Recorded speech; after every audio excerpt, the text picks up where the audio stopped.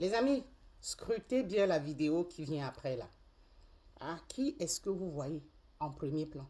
Ah, le chef là, c'est qui? Ah, vous voyez, des gens comme ça à qui on a ouvert nos portes, hein, qui viennent nous enfoncer davantage, qui viennent faire asseoir l'économie africaine, et plus précisément ici, l'économie camerounaise. Les faits se passent au Cameroun. Pendant que chez eux, là, hein, le développement suit correctement son cours, eux, ils viennent, hein, nous aider, ils viennent nous tirer, continuer à nous tirer vers le bas, à faire asseoir, correctement asseoir notre économie. Regardez bien la vidéo.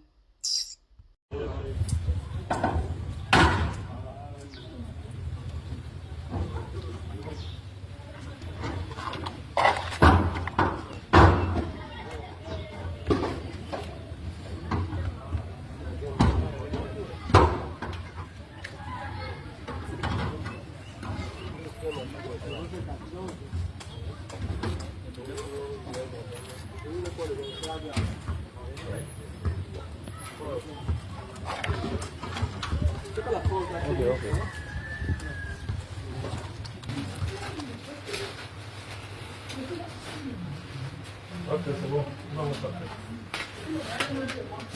On va poser un spectateur. Bon, Beko.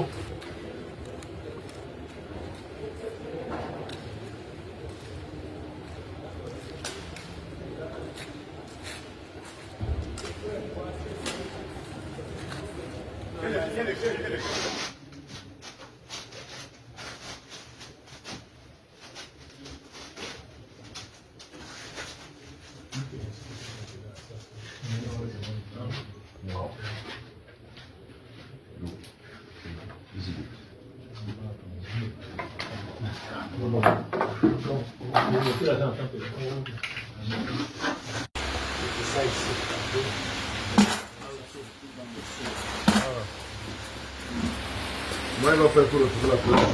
Vous regardez, monsieur, tout à l'heure.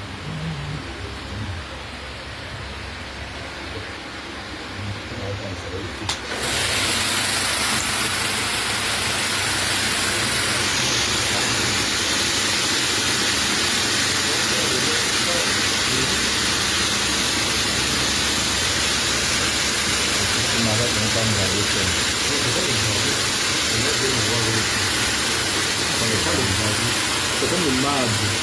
Oui.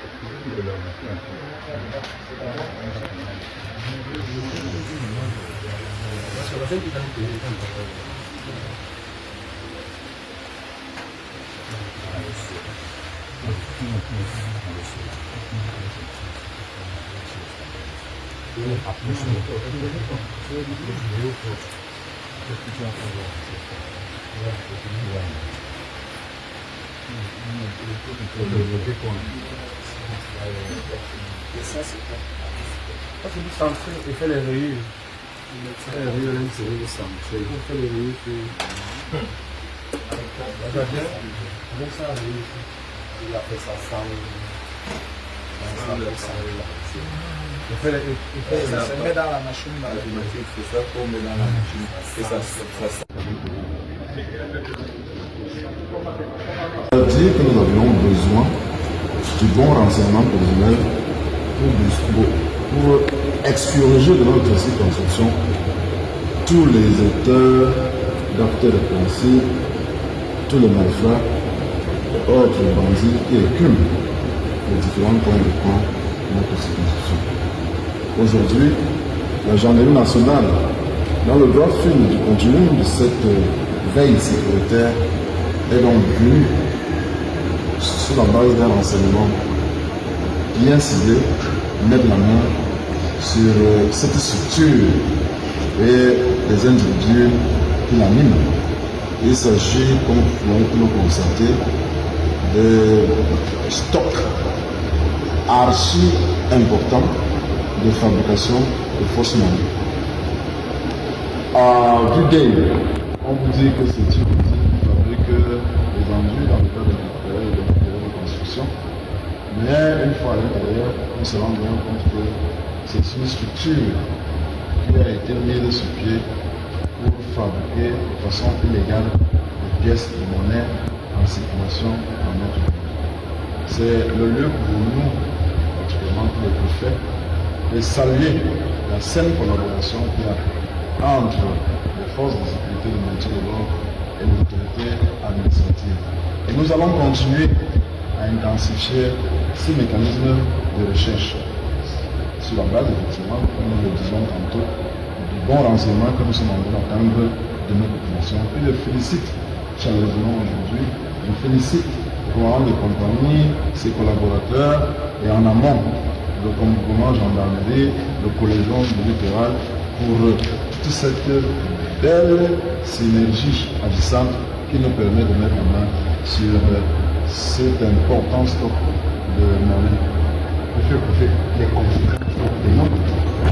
Vous l'avez dit, les conséquences sont énormes. Ici, je visite un peu mes cours de droit constitutionnel. Je verrai bien que le droit de battre monnaie relève de la souveraineté. Vous pouvez comprendre qu'il y a là un enjeu important. Je dirais même extrêmement important. Parce que notre marché local est inondé de ces fausses monnaies et vous pouvez imaginer les conséquences que cela peut avoir sur l'économie nationale. C'est cela que j'ai tenu personnellement à venir sur le terrain, apprécier de visu ce qui a été découvert et sensibiliser nos populations à être dorénavant très vigilantes lorsqu'elles ont à manipuler les pièces de monnaie. Elles sont très semblables à celles qui sont en circulation sur notre marché, mais avec une légère différence sur le poids. Mais à vue d'œil, si on n'a pas un regard assez pointu, on peut croire que c'est de bonnes pièces. Et ma foi, vous aurez pu constater qu'elles ont déjà été mises en circulation sur notre marché. Notre rôle donc maintenant, c'est de continuer à interpeller nos populations, les commerçants, les gérants de stations-service, pour qu'ils nous aident à retrouver tous les membres de cette chaîne de mafia, pour que finalement nous extirpions de notre